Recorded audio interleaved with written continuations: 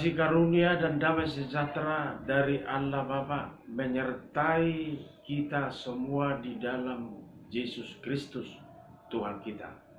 Amin. Shalom untuk kita semua yang tetap setia mengikuti renungan harian untuk hari Jumat. Tertulis dari Kolose pasal 3 ayat 17. Saya bacakan firman Tuhan kepada kita semua. Dan segala sesuatu yang kamu lakukan dengan perkataan dan perbuatan, lakukanlah semuanya itu dalam nama Tuhan Yesus, sambil mengucap syukur oleh Dia kepada Allah Bapa kita. Sampai di sana firman Tuhan. Bapak, Ibu, Saudara yang dikasihi Tuhan, Paulus di sini jelas berbicara tentang perbuatan dan perkataan. Dua kalimat yang sangat mempengaruhi keberadaan kita sebagai orang Kristen. Dan biasa kita dengar sesuai dengan ini, yaitu teori dan praktek. Dalam kehidupan kita sehari-hari, Bapak, Ibu, Saudara-saudara, yang mana lebih sering kita sikapi? Apakah hanya teori atau langsung praktek tanpa teori? Dua hal yang sangat kontroversi dalam kehidupan kita, apalagi orang percaya kepada Tuhan. Mana lebih duluan? Apakah teori atau langsung praktek? Apakah perkataan atau langsung perbuatan? Yang bertuhan, yang bergereja atau yang bersekutu jelas memakai teori dan praktek sesuai perkataan dan perbuatan. Teori adalah hanya sebagian definisi atau suatu variabel tentang pemahaman atau tentang pengertian saja. Itu yang namanya teori. Banyak orang yang pintar berteori atau memaparkan suatu gagasan melalui teori. Atau apakah pernah kita dengar praktek itu lebih penting? Nah, ini yang biasa kita dengar, apalagi dalam kehidupan bergereja. Langsung aja perbuatan, tidak perlu perkataan. Padahal tidak ada perbuatan tanpa perkataan. Bapak, Ibu, Saudara-saudara yang dikasihi Tuhan, teori adalah memang penting. Tapi dalam kehidupan orang percaya, janganlah suka berteori. Langsung aja prakteknya, yaitu perbuatan. Dalam kekristenan banyak yang berkata-kata, tapi tanpa perbuatan. Banyak yang memiliki teori, tetapi ada juga sebaliknya.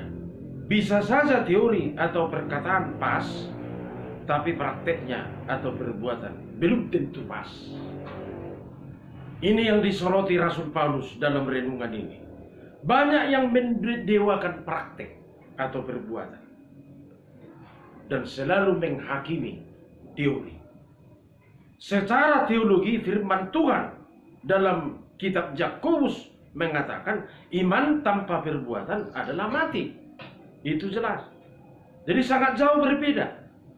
Karena beriman itu sebenarnya bukanlah berteori. Tidak pala banyak kita dengar orang beriman berteori terus tanpa mempraktekkan. Jadi iman itu mati tanpa perbuatan. Artinya bahwa perkataan itu selalu menanti bukti atau realitas. Tidak ada arti perkataan tanpa perbuatan.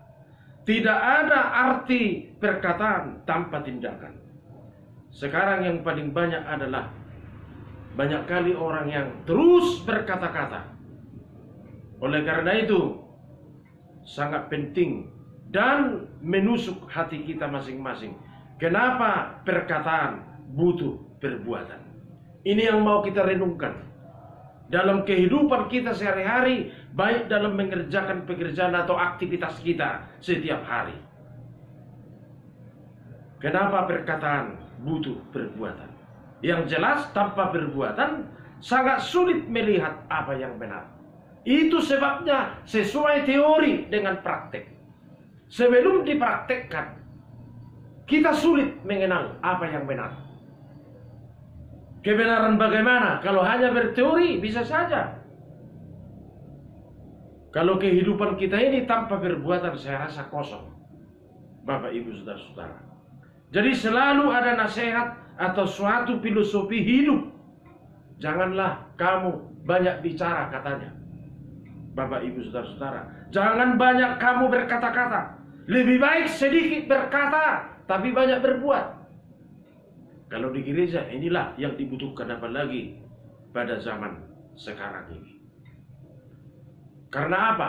Kenapa ada nasihat atau filosofi hidup kita, apalagi kita orang Batak? Kenapa dilarang banyak berkata-kata? Karena kata-kata itu tidak punya harga. Jadi orang sekarang bebas berkata-kata tanpa memperdulikan apakah cocok kata-katanya dengan apa yang dibuatnya. Makanya kalau ada orang banyak kali berkata-kata, ya suatu ketika dia akan menyesal. Karena kata-kata itu bisa saja keliru. Kata-kata itu bisa saja menyakitkan orang lain. Kata-kata itu juga menyesatkan. Itu sebabnya filosofi kita orang Batak Kristen bisa karena perkataan lebih-lebih seperti pisau menyayat secara tajam. Sangat menyakitkan. Lebih sakit disayat oleh kata-kata daripada pisau. Jadi itu sebabnya nenek moyang kita mengatakan lebih baik disayat pisau daripada disayat perkataan. Maka firman ini berkata, kalau perkataan dan perbuatan dalam nama Yesus Kristus pasti berbuah, pasti membawa berkat, pasti menyenangkan. Jadi perkataan dan perbuatan harus di dalam nama Tuhan. Berkata atau berbuat dalam nama Yesus. Kenapa harus di dalam nama Yesus?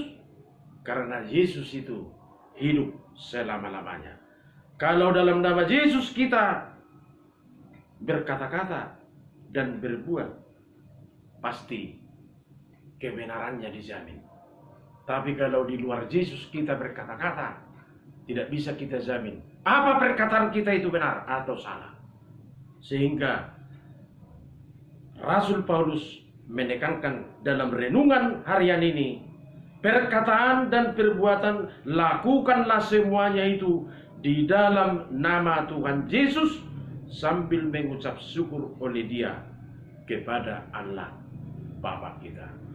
Jadi karena Yesus hidup selama-lamanya, janganlah kita asal punya kata, tetapi harus sesuai dengan apa yang sudah diperbuat Tuhan Yesus pada kehidupan kita masing-masing. Amin.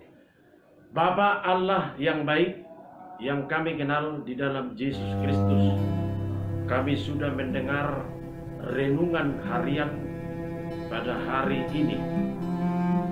Tuhan mengingatkan kami, memang banyak saudara-saudara kami yang korban karena kata-kata, karena perkataan tidak turut dengan perbuatan. Dalam perbuatan itulah, ya Tuhan, jelas nampak apakah benar perkataan itu. Karena harus sesuai perkataan dengan perbuatan. Terpujilah nama Tuhan dalam pekerjaan kami sehari-hari, dalam aktivitas dalam keluarga, dalam bisnis, dalam ekonomi. Bisa saja renungan ini menyinggung perasaan kami, supaya kami tetap banyak berbuat walaupun sedikit punya perkataan. Terpujilah Engkau memberkati firman ini agar senantiasa memberikan petunjuk yang jelas, karena dalam perbuatan itulah nyata apa yang benar, nyata kehendakmu, dan nyata kemuliaan. Perkataan dan perbuatan harus di dalam nama Yesus Kristus. Berkati semua keluarga-keluarga, berkati anak-anak, berkati pekerjaan sehari-hari agar tetap berdoa. Ampuni kami dari dosa-dosa. Hanya di dalam nama Yesus kami berdoa. Anugerah Tuhan Yesus Kristus, kasih setia Allah Bapa, dan persekutuan Roh Kudus menyertai kamu sekalian. Amin. Salam.